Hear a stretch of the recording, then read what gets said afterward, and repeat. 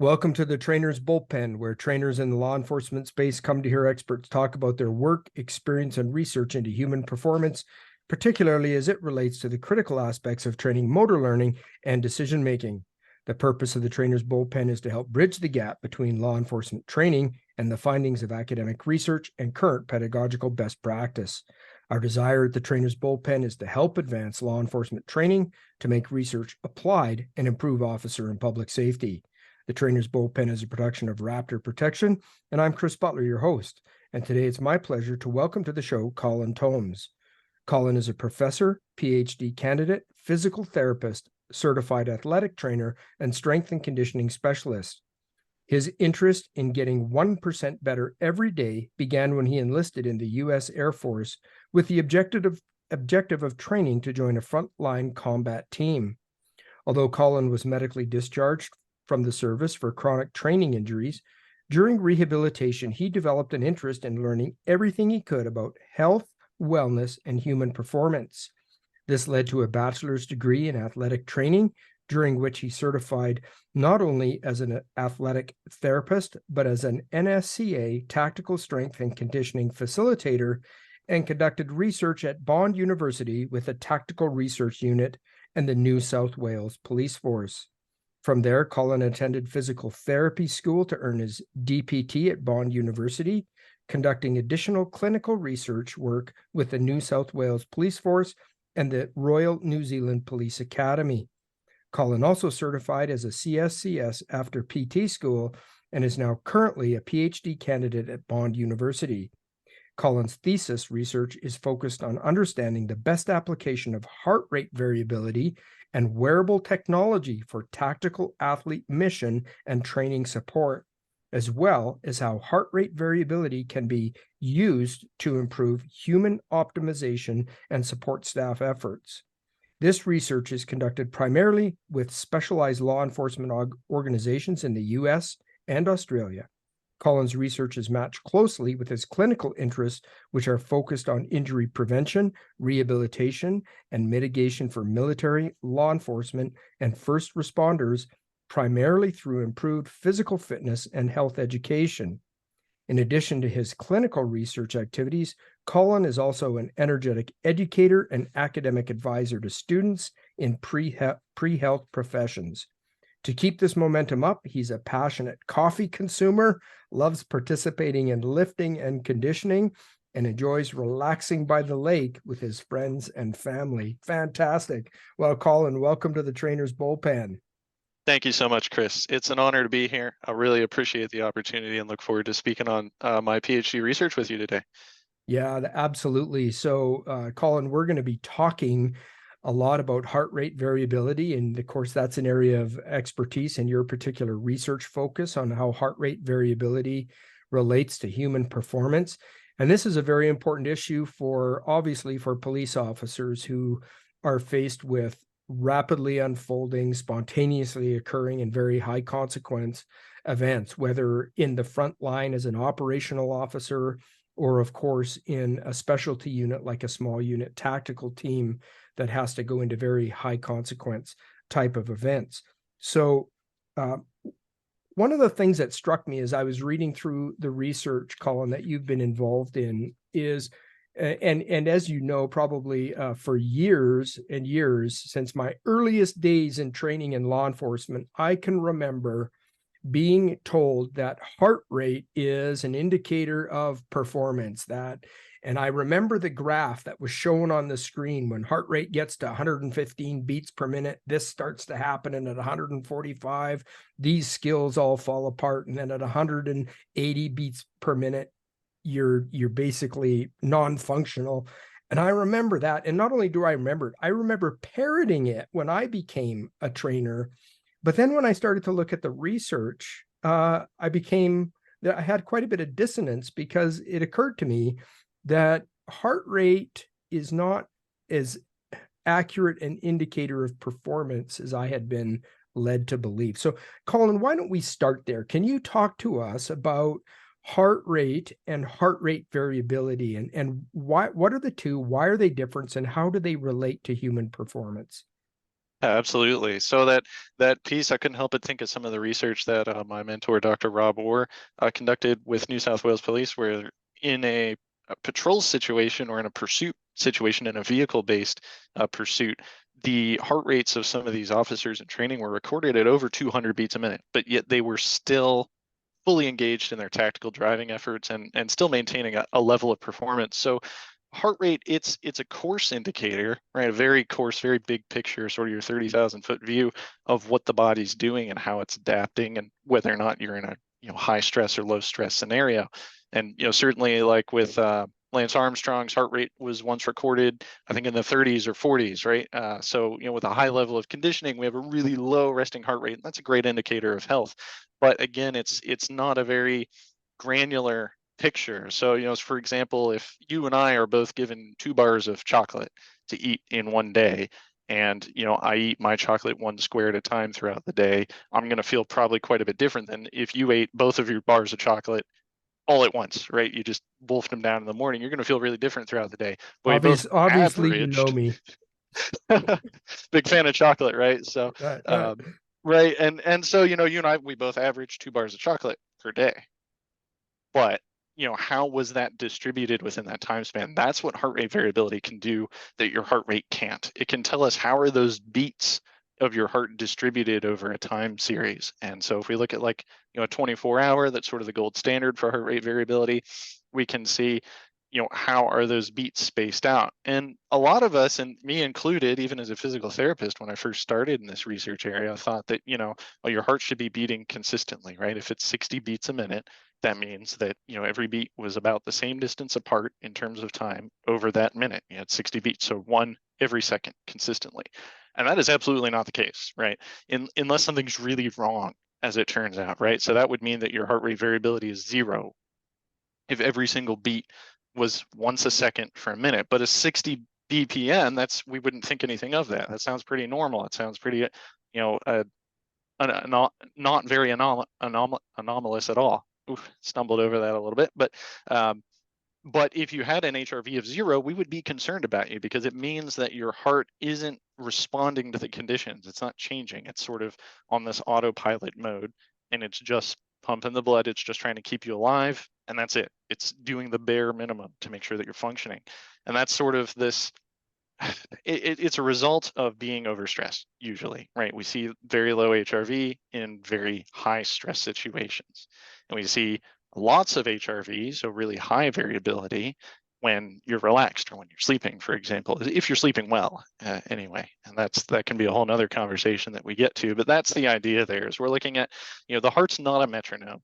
And the more it deviates from a metronomic pattern up to a point, the more optimal your function is, because it means that your heart and your nervous system and all the players within your body that keep you functional and keep you performing are adapting and responding to the environment that you're in and adjusting accordingly. So even within heartbeats, we're adjusting and adapting to what our actual needs are rather than just going on autopilot 1 beat a second, just maintaining minimum survival standards, as a way of putting it.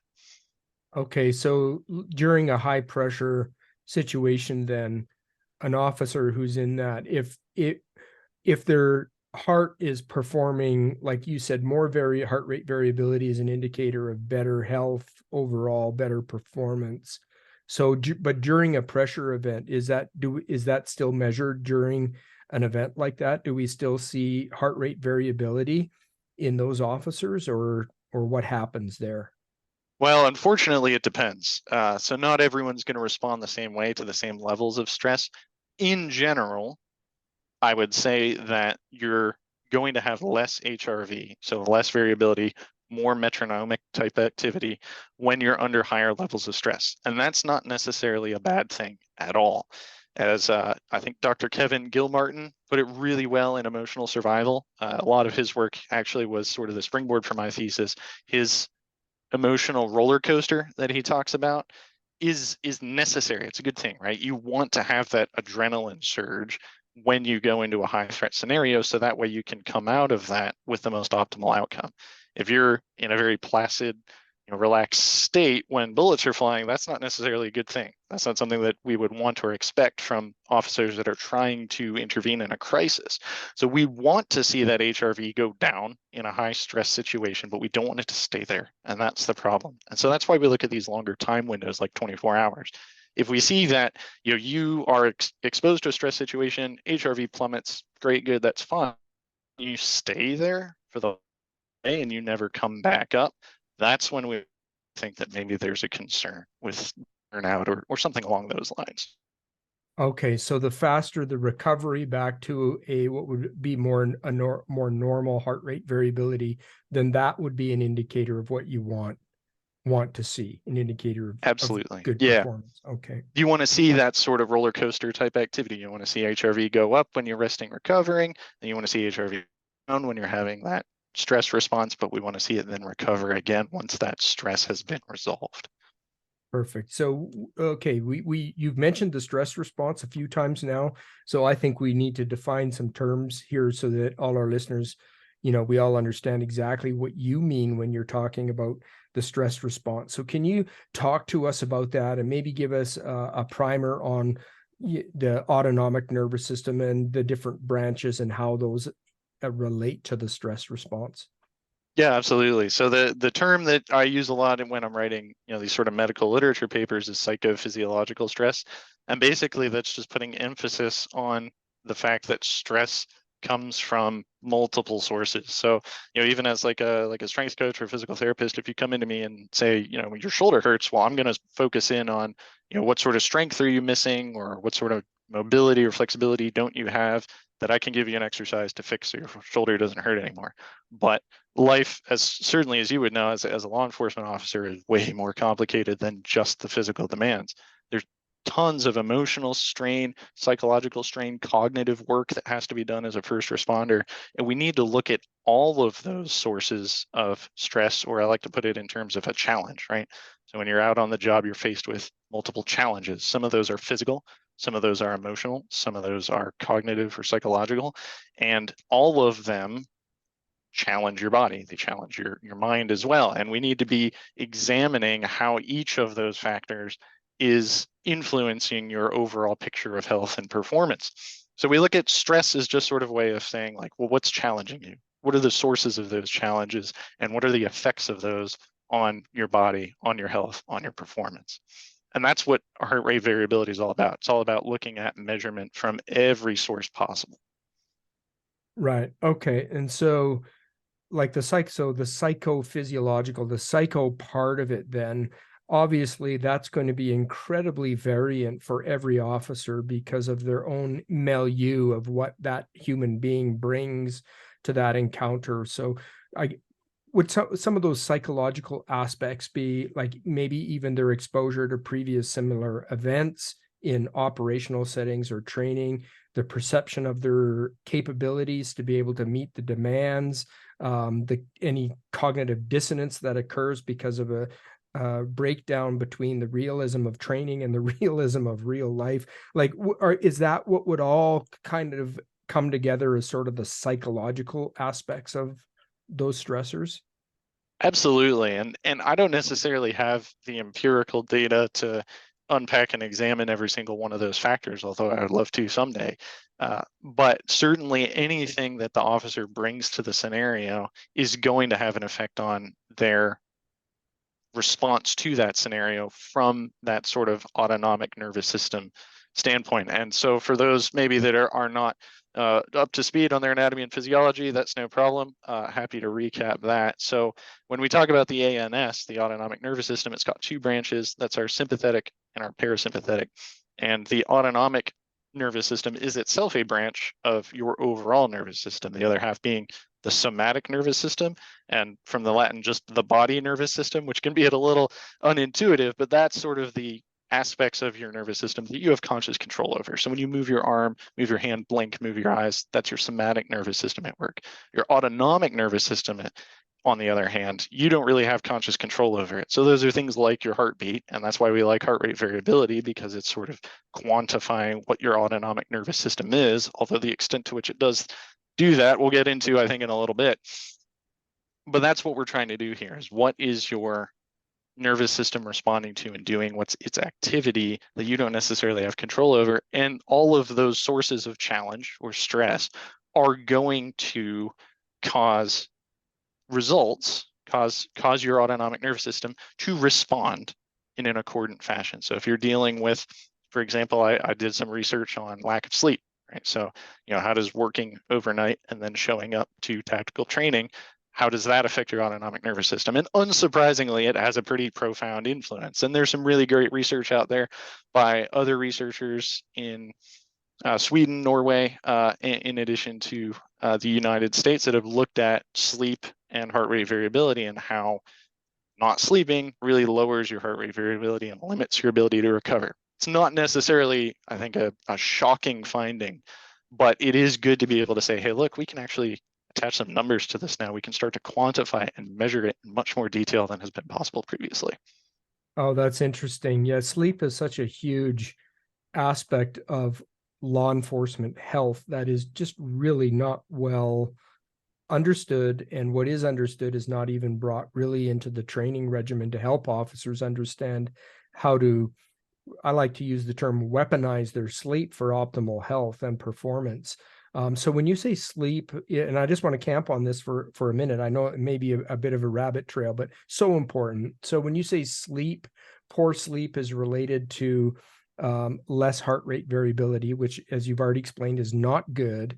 Is it a specific type of sleep? Because what I didn't understand until recently is I knew we had all these different stages of sleep overnight, but I didn't realize how each stage of sleep had a particular aspect that contributed to different areas of wellness. So for heart rate variability, is it found that a particular stage of sleep is more important to get than another stage, or what do we know there? Yeah, well, so fortunately, if you had asked me this question this time last year, I wouldn't have an answer for you. But thankfully, because this area is really growing, it's a really hot area in research, I do have a good answer for that. So yes, there are some very different differences in your heart rate variability response versus light sleep from deep sleep. So light sleep does not have the same restorative effects on heart rate variability that deep sleep does. So of course, right, any sleep is better than none. I have to get that caveat out there 100%, right? Don't think that because a power nap, a light rest doesn't have the same restorative effects as full deep sleep, I shouldn't bother. That's definitely not what I would want anyone to take away from those research findings. But it is important to know that, yeah, we really do need that deep sleep to fully recover, to actually be able to get back to our own healthy baseline. Without that deep sleep, the autonomic nervous system does not fully cycle from that peak of the emotional roller coaster down into the trough and actually get that recovery. There's a great quote out there from a Boston hockey coach that, if you're not going to go to eat after you train, I don't want you to show up to training. And I think the same thing goes for sleeping as well, right? If you're not going to eat, you're not going to sleep, don't train. Don't work out in the gym, because you don't build muscle in the gym. You build it when you're resting. You build it when you're sleeping. Yeah. Okay. That's fascinating. I think we'll need to come back and do a whole nother podcast on sleep and the importance of it.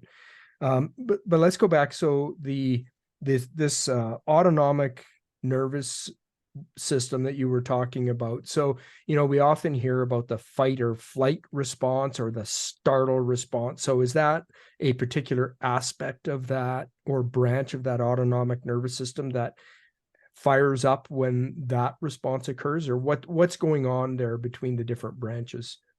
Yeah, exactly right. So in response to some sort of external event, something that you notice with your eyes, ears, whatever the case may be, even a smell, right? For firefighters, right? Smelling smoke might get your heart racing a little bit. Whatever the external event is, or even an internal event, if you're really, if you're prone to anxiety, right? It might just be something that you remember, and all of a sudden, you feel that sweating and that heart racing, eyes dilate. That is the sympathetic nervous system. And I love using the fight or flight response with my undergraduate students when I'm trying to get them to remember it. I don't find it as helpful for law enforcement officers, because I don't think any of them think, fight or flight. Well, I'm not going to run. I'm going to fight. Right. That's always what I hear back. And so I don't think it's necessarily as beneficial for your end user to think of it that way. But it's your switching on, right? It's your preparation to be engaged in something that could potentially be dangerous, right? And so that's that heart racing, that sweating, that sense of alertness and arousal that we get when we're potentially entering a dangerous situation, right? When you hear gunshots, you are on maximum alert, and that is that sympathetic nervous system. It acts primarily through the bloodstream. And this is really important to know that because it affects every cell in the body. So when you go on high alert, your whole body is on high alert because you have adrenaline, epinephrine, norepinephrine. These are your stress response chemicals that start circulating in your bloodstream. It's important to know that because it acts over, right? It takes longer for it to ramp up and it lasts longer. So the example I always give my undergraduate students is, they're asleep in their dorms and someone goes to make, 3 a.m. popcorn and burns the popcorn and sets off a fire alarm, and all the students in the dorm are awake now and the fire alarm's going off. They have to evacuate the dorm and go downstairs and wait. Then it's, oh, somebody just burned a bag of popcorn, go to bed. And then you're laying in bed and you're just wired, right? That's the example I like to give because these things don't shut off immediately. They take time to cycle. And that's where this theory then that we can say, hey, look, if this part of your autonomic nervous system acts over this time span, and the other aspect of your autonomic nervous system, the rest and digest, the parasympathetic nervous system, acts really quickly because it acts primarily through the vagus nerve. And that's one of the things I love about this area of research is, you show me an anatomical chart or a cadaver, I can be like, this, it's right here. See this little thing? This is what's doing heart rate variability. It's this nerve right here, and you can see it. You can hold it in a cadaver lab. And that's one of the things that makes it really tangible, because a lot of these concepts are super abstract and can be a little bit difficult to wrap your head around and understand. But that's basically what's going on there, right? So we have these really quick nervous bioelectrical impulses that are going to be exerting those moment to moment fluctuations on the heart, because the vagus nerve is going, oh, a little bit faster, a little bit slower, a little bit faster, a little bit slower when you're in that relaxed state, versus when you get a big dump of adrenaline. And everyone knows this, right? You get that big adrenaline spike in your bloodstream, heart rate's just going, and you can really feel it just sort of pounding and pounding. And that will reduce heart rate variability, which in a stress response situation, really good thing. You want that heart rate high. You want to be able to move and react very quickly. But it's the relationship, the balance between the two, that's a good indication of high health, high performance.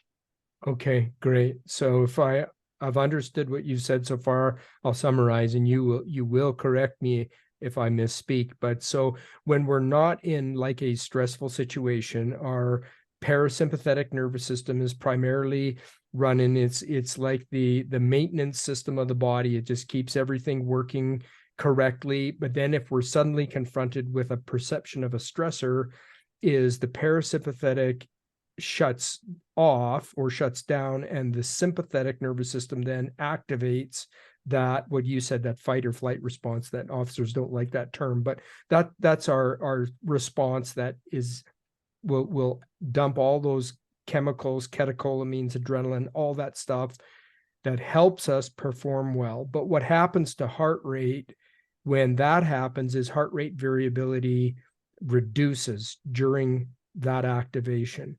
And then after the incident is over, the parasympathetic system comes back on and the brakes get put on the sympathetic nervous system. And then when that occurs, heart rate variability, we should see that again increasing. So have I summarized that even close to accurate? You correct Yeah, me. no, absolutely. I think that's a really good a really good introductory level, right? And we tried to cover about 2 semesters here in the past 2 minutes of anatomy and physiology and neuroscience. So we're doing a lot in a short amount of time. It's fantastic. But I think one of the key things, and we can talk about this more when we get to some of the controversies, is to understand that it's not necessarily a dichotomy. And I point to exercise particularly because we know exercise is really, really beneficial. It's one of the best things you can do for your health other than stop smoking, right? If you stop smoking and exercise, you're doing great. So your sympathetic nervous system rightly is very active. You do go into high alert when you're exercising really hard, as you should, right? Your body is meeting a really rigorous challenge, right? So exercise is a stress. It's a really positive stress, but it is still a stress. It's a challenge that your body has to be able to rise to meet. Interestingly, in some of the laboratory research where they're looking at heart rate variability during exercise, you have that switching on of the sympathetic nervous system, but you don't necessarily have a switching off of the parasympathetic nervous system. You can have both become highly active when you're exercising, for example. When we think of some of these really high threat situations that an officer might encounter on the job rather than in training, then we do tend to see that parasympathetic nervous system less active. So I think it does depend quite a bit on what type of challenge or stressor is being experienced, the extent to which we have activation of just sympathetic, just parasympathetic, both, and the relationship between the two. So for example, one of the studies that I did was looking at fear of heights in a candidate who had to scale a wall. We didn't know he was afraid of heights when he volunteered for the study, so this was great fun to find out afterwards. And looking at his heart rate variability, and it's middling, right? He's been awake for a long period of time. He hasn't slept in about 30 hours, so it's not great, unsurprisingly, and he's been doing really physical work the entire time. We see him get up on this wall, and as he's scaling the wall, you can see it in real time. It's just tanking. Heart rate variability just drops to nothing as he's scaling the wall. So I asked him about it. I'm like, what's going on with this after we were done? He's like, oh, I have a terrible fear of heights. Like, you wouldn't have known it from watching him on the wall. He performed fantastically, but he performed in spite of his body going into an absolute sort of catastrophe type scenario mode. So I think that's one of the valuable things for a trainer, right?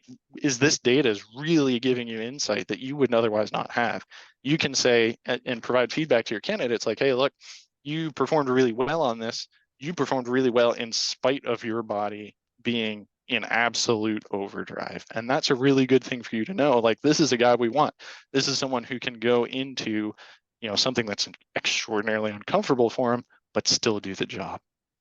Awesome. Oh, that's really helpful. So let's talk a little bit about load. So yeah, I've heard this phrase load, cognitive load, and how that relates to the psychophysiological stress response. So can you tell us what is load, Colin, and then how does that tie into this whole issue of the stress response and heart rate variability?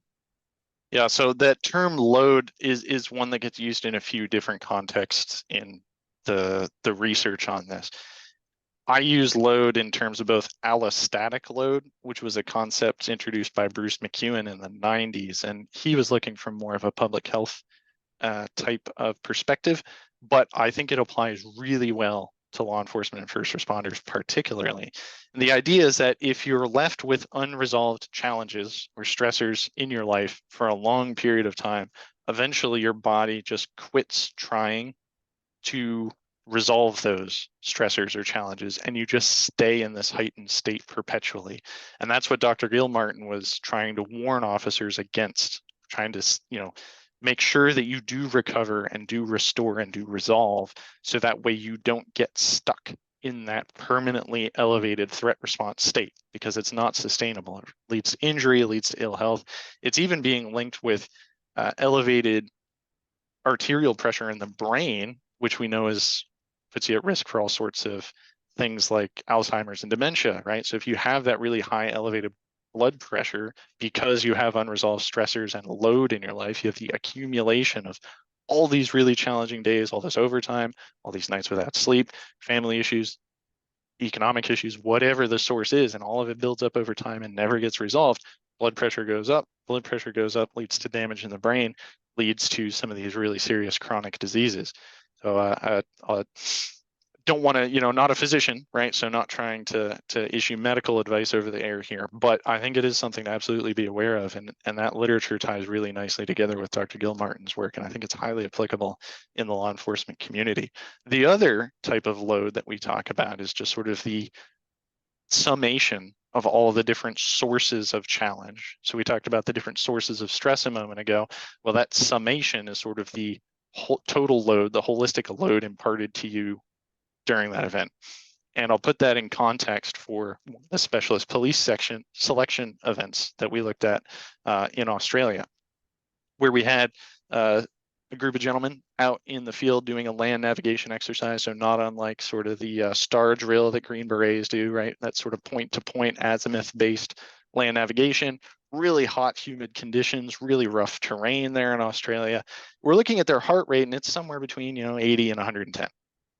Not very interesting. We look at the heart rate variability, and for some of these guys, it plummeted. For some of these guys, it didn't. And that was really good for the selectors, right? To be able to say, hey, look, this guy's performing well, this guy not so much. But it's a lot of different sources of load. So the physical load, because all these guys were extremely fit, not that high, right? 80 to 110 beats a minute, you're not working terribly hard.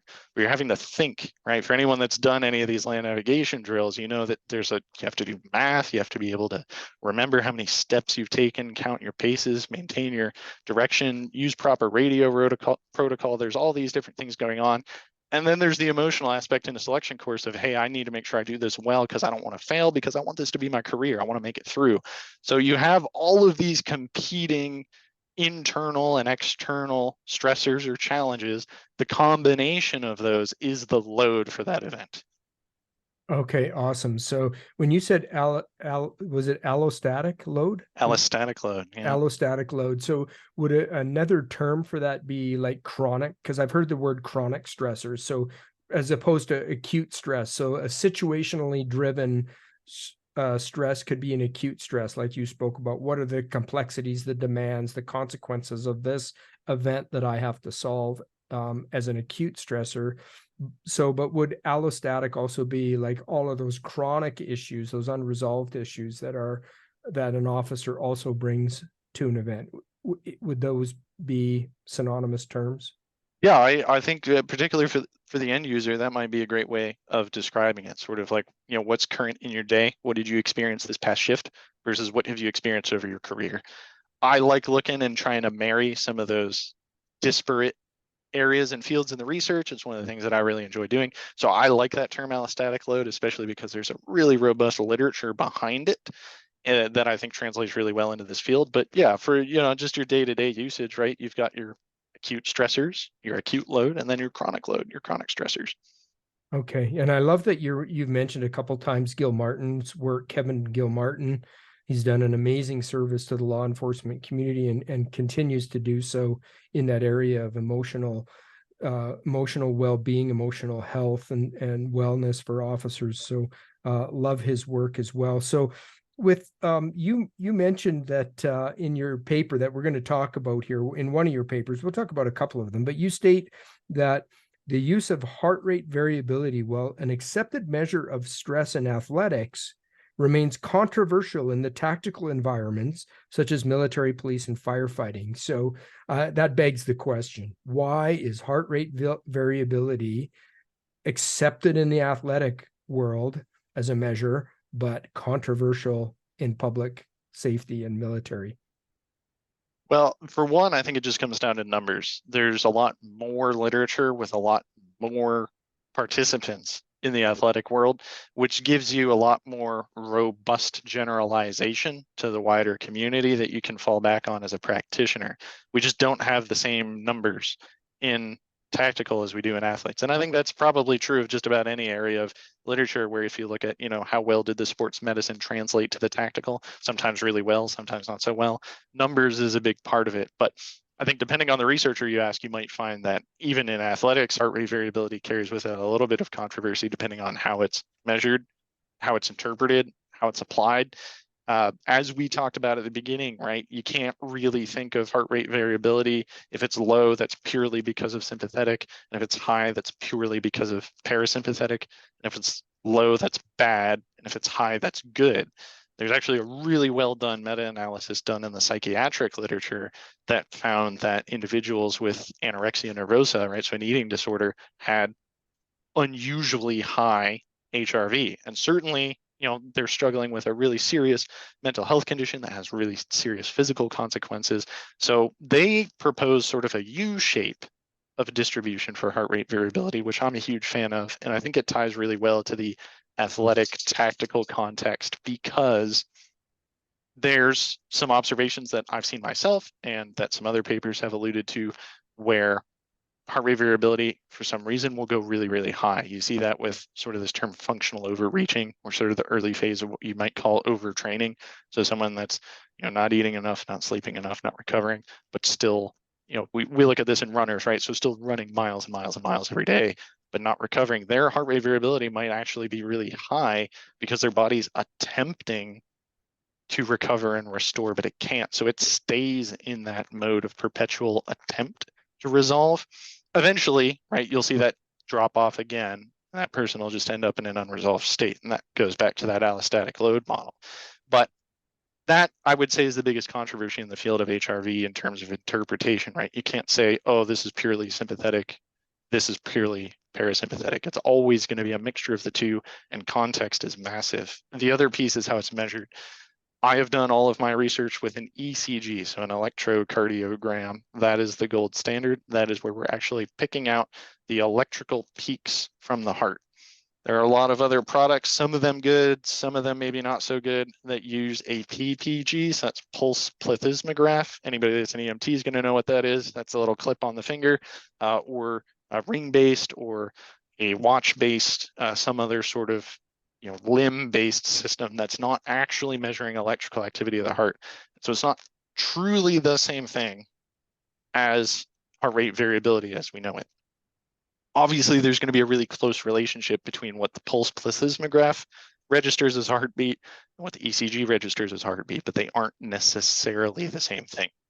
One of the other problems that I've run into is with these chest-based straps that are indeed the gold standard, right? We're getting a true ECG. We're really following the research as best we can, but you're going to be wearing maybe some SAPI plates. And those SAPI plates, if they're not super fitted, or if it just gets loose for one reason or another, banging against that strap, the strap can't tell the difference between a SAPI plate banging into it and a heartbeat. And so you're going to have some noise in your data.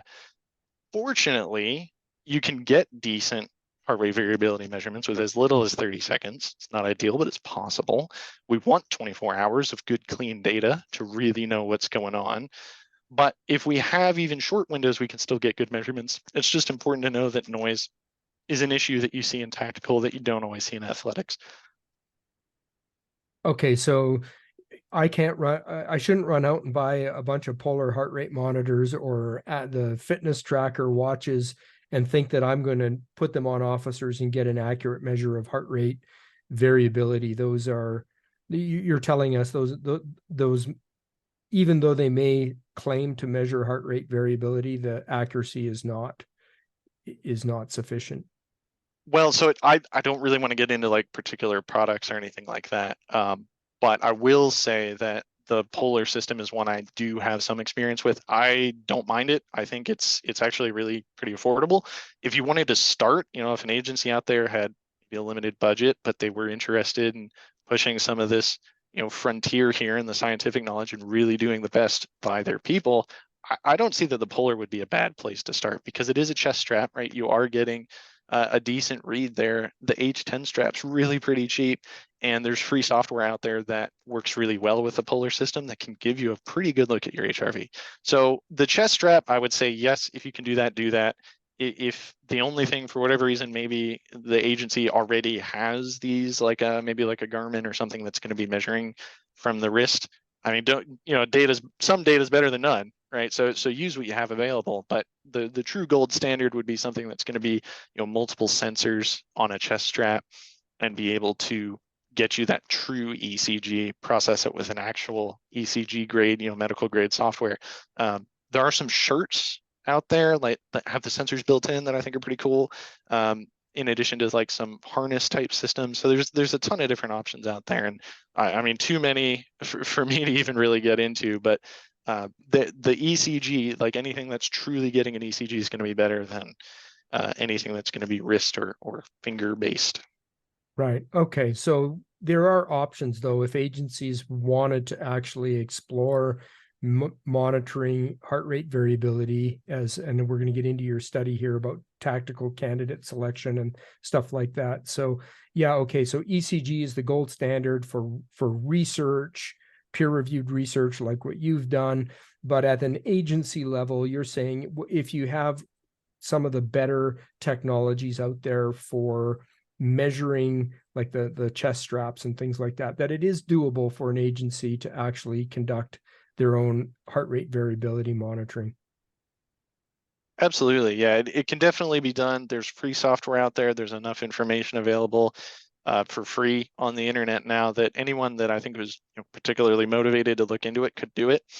I've had contact with an agency in Australia a few times where one of the trainers took a really keen interest into this and started asking questions.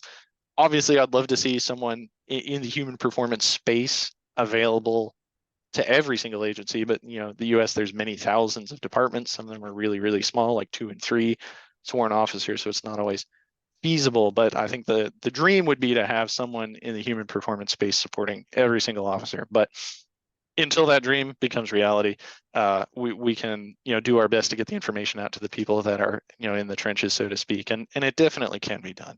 Absolutely. Good.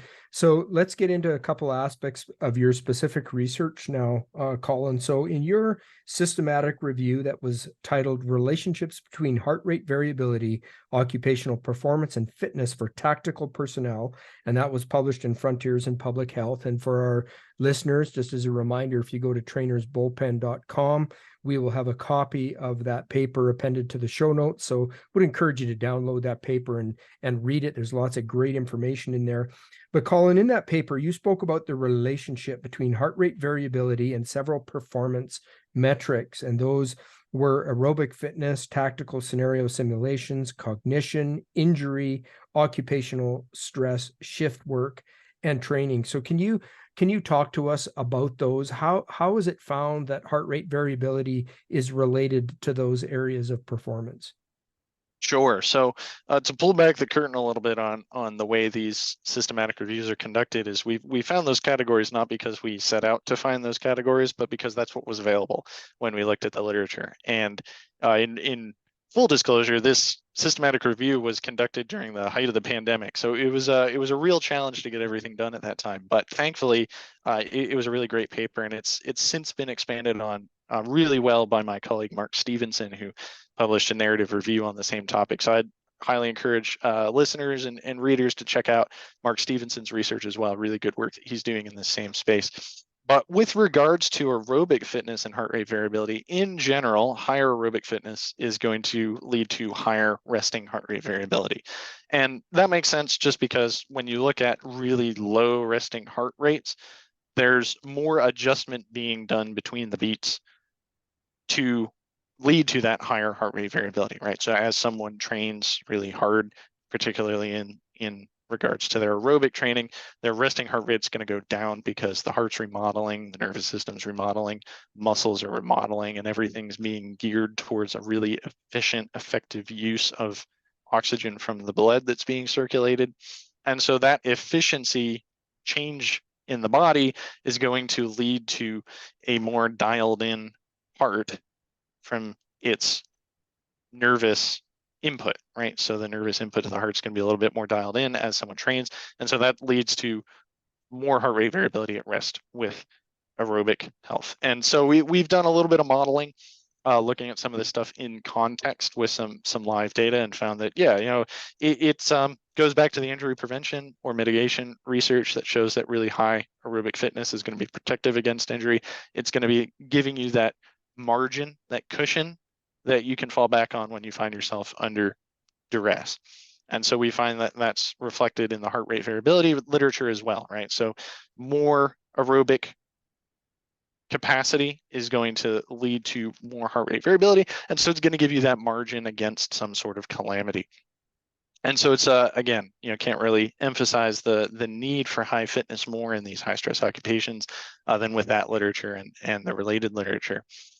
When we look at the tactical scenario simulations, these are going to be what's relevant to the trainers out there, right? So if we look at military, law enforcement, fire, first response, all of the training activities that have been conducted with heart rate variability modeling, and there's a lot more of those than live events, simply because it's a lot easier for us as researchers to get in there and meddle with day-to-day operations for an agency versus when they're actually on the job. So there's a lot more research out there in these scenario simulations. And in fact, we're even moving to the space now where we're conducting research with nurses and doctors that are simulating code situations in the emergency room. And we're finding that the heart rate variability piece is a really good way to calibrate the intensity of your training. So if everybody's coming in and you're getting a picture of heart rate variability before they get started, and you can just see that everybody's cooked, well, that might be a good opportunity for you to lower the intensity of the training for that day as a trainer.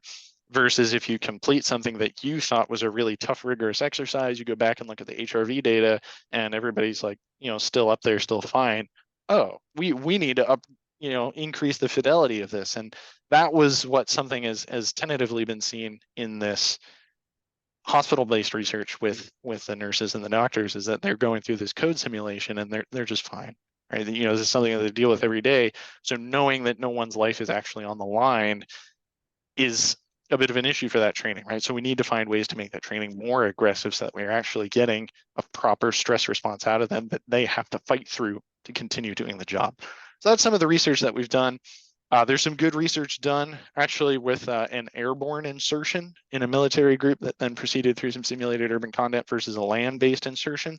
And perhaps unsurprisingly, those that parachute in have way higher stress response as measured by heart rate variability than those that came in from land insertion. And so, for unit commanders, maybe thinking about, how much total load are you exerting on people? Can you make any decisions differently? Or maybe not. You just know, hey, we're doing this anyway because we have to, but at least we know, on the back end of it, what's going on with our people on the ground. And then a ton of research done, fortunately, in the tactical space on cognition as an independent influence on heart rate variability. Cognition has a pretty profound effect on HRV. We find that when you're doing mathematic tasks or memory tasks, things like the two-back test, where you have to remember something from 2 slides ago, so to speak, on a presentation and remembering words, that is going to depress HRV. So we can't discount the effect of what your brain is doing and what you're thinking about, what you're remembering, in addition to what you're physically doing. So the load you're carrying, the environment you're in, things like heat and other physical stressors. The cognitive piece of it is huge. And that's one of the things that led me to explore heart rate variability more, is that no matter what the source of stress or challenge is, heart rate variability is going to be sensitive to it. It's almost like a check engine light that way, in that it'll tell you if something's happening generally, but not specifically. And that leads really well to the injury piece there, because there's a hypothesis out there that someone that's fighting an injury, maybe like a medial tibial stress syndrome or shin splints, right, that is going to have an effect on heart rate variability. So you might not have any diagnostic value out of HRV, because it doesn't matter what injury it is that you're facing. It's not going to tell you what the problem is, but it's just going to tell you that there is a problem. Whether that problem's cognitive, psychological, emotional, or physical, tough to say, right? And that's where the context matters. That's where the practitioner's skill, knowledge, and relationship with the patient or the first responder, whatever the case may be, is going to be crucial. But at least we can kind of use heart rate variability as that kind of check engine light in that context. Same goes with occupational stress. We don't necessarily know what the source is or what some of the differences are. I think one of the most interesting findings from that piece was some literature done in Scandinavia, where they found that firefighters that went to respond to a motor vehicle accident, had a lot more profound effect on their HRV than those that went to a structure fire. So the structure fire, I think perhaps is something that the firefighters were expecting or were more accustomed to, or for whatever reason had less demand than the motor vehicle accident. The motor vehicle accident had much more fluctuation in HRV, much more depression of HRV than the structure fire. And that is also where we get some of that sleep data from, where, for as long as 3 or 4 days after an overnight shift, you're still having reductions in HRV from what we would expect. So that's some of what we found initially. The main thing that I found, and the reason why I decided to pursue the research that I did, is because out of all these studies out there, there was very, very little on the specialist police population. And that's why I chose to do further research in that area specifically. There's just this unmet need that I found after reviewing all the scientific literature and really wanting to provide something for this population specifically, especially because of a lot of the additional challenges that they've been facing lately. Right. Okay. Well, all that's fascinating. And your research that you're specifically focused on, I mean, you shared with me, Colin, a conference paper that you presented at the 2023 American Physiological Summit, which was titled, your presentation and your paper was titled Incorporation of Heart Rate Variability into Police Tactical Group Small Unit Tactic Selection. So can you tell us what is this particular area of research now, and what were your research questions? What are you finding? What are you exploring with regard to heart rate variability and tactical unit candidate selection? So that was a really exciting study that we were able to do, although with a very small population. So everything needs to have that caveat out the front. We had 3 individuals proceed through a series of small unit tactics, training scenarios, simulations that involved active shooter threats, also no threat scenarios over a course of about 5 hours. So really exciting stuff to be able to look at in terms of getting some HRV on these very practical, very real world type scenarios.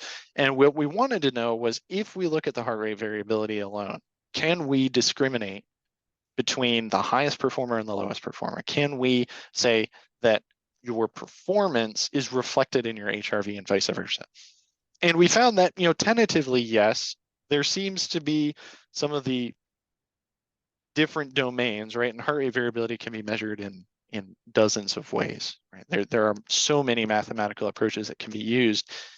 The important thing to know, I think, for the purposes of this research, is that one particular band, so what we call very low frequency heart rate variability, and this is measured by converting your time series into a frequency range mathematically using something called a Fourier transformation.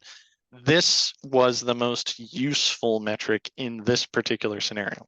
We had 5 hours of recording, so a nice lengthy window there of continuous measurement of the ECG. With shorter windows, the VLF range is not always super reliable. And even 5 hours, I would have liked more, but in this world, we take what we can get, right? We deal with the challenges of the field and address the science to the extent that we're able to afterwards.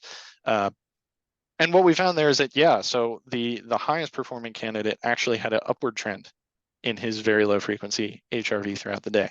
So his first measurement at, in the early afternoon versus his last measurement in the early evening, he actually trended up. And while I can't say for sure one way or the other, what I suspect is he had a bit of uncertainty, a bit of trepidation, maybe some nervousness, maybe some anxiety going into it. But as he progressed, he understood the expectations better and was more familiarized. And so he was able to adapt to that and respond accordingly, right? So as that uncertainty was resolved, heart rate variability was able to trend up. The other 2 candidates had a lot more challenge with the performance aspect. There were safety violations. There were other concerns along those lines that led to them not passing. And so we see a downward trend in that very low frequency domain that we didn't see in the candidate that ultimately passed. So we see that, maybe at the baseline, there was some degree of confidence going into the training. And as they experienced more and more difficulty and lack of success as they proceeded through the various events, they were decompensating.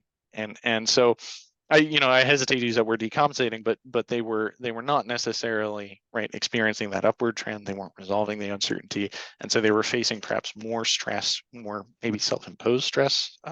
Difficult to say for sure what the source was, but they were having additional stressors imparted on them based on that HRV data. So that was the main interesting finding, I think, out of that particular research. Okay, so a question on that, because one of the things that I've read is that performers, so like police officers, tactical performers that perform well, we say if they're in that zone, right, taking Yerkes Dodson, the stress arousal curve, they've optimized their physiological arousal to a point where they have optimum performance and their attention is external, they're goal focused, they're solving problems, and they view the situation as a challenge rather than a threat.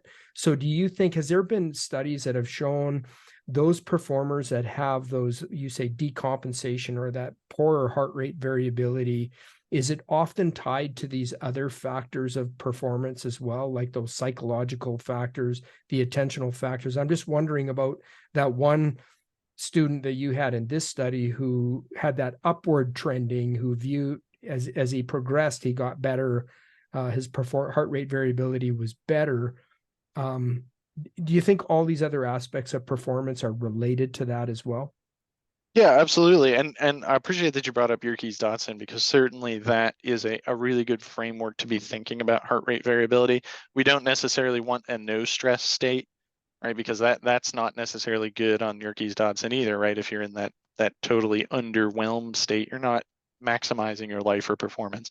Versus if you're totally overwhelmed, then you can't function well either. So we need a balance, right? We need some exchange between parasympathetic and sympathetic. We need some exchange between overstress and understress, and we need to be able to balance and fluctuate and act dynamically, both in our internal environment from our autonomic perspective and our external environment. So that's a huge point to be able to bring up and to discuss. I think certainly with regards to that finding, that pretty strong finding, in as strong as you can have a finding with 3 individuals, with that VLF component, there's a body of research out there that's looked at the VLF component specifically in regards to cognitive demand, and found that it is potentially more sensitive. That particular way of measuring HRV is more sensitive to cognitive load than other sources. And so that might be why that popped, so to speak, in this study, because that focused attention is such an important part of small unit tactics. You have to be very deliberate about where your body position is, what you're doing. And, perhaps again, it's not necessarily a physical challenge for someone who's really fit, but there's a lot of very focused, very in the moment attention to detail pieces that are absolutely crucial for performance in these, particularly these threat scenarios. And because it requires so much cognitive load, that's the best way to assess HRV in this type of training. And that's maybe what trainers want to choose to examine going forward. But of course, really have to caution that, right? More research needs to be done with a lot more individuals to be able to say anything conclusive. Right, right. Strong indicators at this point, but more research needed, which I'm sure you have on your workbench. So at this point, then, with what we've talked about, what's known in the research around heart rate variability and performance, Colin, what would be sort of the go forward? So that, like, the so what for listeners, for trainers, for agencies that are looking at, especially around the candidate selection of these very high consequence teams, tactical teams. What would your advice be? Should we be starting to incorporate heart rate variability as a measure at this point? And if so, how would agencies undertake getting into that? I think heart rate variability is absolutely ready to be incorporated into these selection matrices. It should not be something that is relied upon alone, right? We should never use this information out of context without respect to just the expert observation of both police psychologists, the trainers themselves, the individuals that know this field inside and out and that actually live and work in it day to day. Their input and their assessment is absolutely crucial. But if they are looking for an extra piece, something that's numerical that they can use to have a better idea of what their candidates are experiencing and how they're responding, this can be an excellent piece. It can absolutely be a great way to start looking at some of the stuff in more granularity. So that is absolutely something that I think we should explore in more detail. I'd love to see more larger agencies start using this stuff. It's a great tool. And even though traditionally we've looked at like 24, 48-hour recordings, repeat measurements over days and weeks, some of the modeling that I've been able to do is actually showing that, hey, look, we knew when someone was going to fail this pack march by lunchtime, even though the pack march didn't even take place until 6 p.m. and they didn't get pulled from medical until 3 a.m. going back and looking at the data. So I would say the biggest piece to be aware of is it's how you look at it, what you do with the data, the visualization of it, like how you just examine what you have beyond the numbers themselves is a very important piece of it. And it can even matter more than what you measured, how you measured, which particular mathematical strategy you chose to use. Okay, great. So for maybe some of the larger agencies, then I'm thinking of ones that have full-time tactical teams, Colin, that they have robust selection, events where they're trying to pick the best people as candidates for these tactical teams, how would they begin to get into this? Like, aside from calling you and saying, Colin, can you come and measure our heart rate variability? How do we get started in this? How would they implement and incorporate heart rate variability measuring? Good question, right? So the way that we've been going about it is just looking at, just having the candidates wearing one of these harnesses for the duration of the training session, and then deciding to, after the fact, right, after we have all the data, go back and say like, well, based on the performance here, the performance there, what piece, can the heart rate variability inform beyond what we already knew? One of the pieces, and apologize, I have a dog here that I think needs let out. I'll be back in just a second.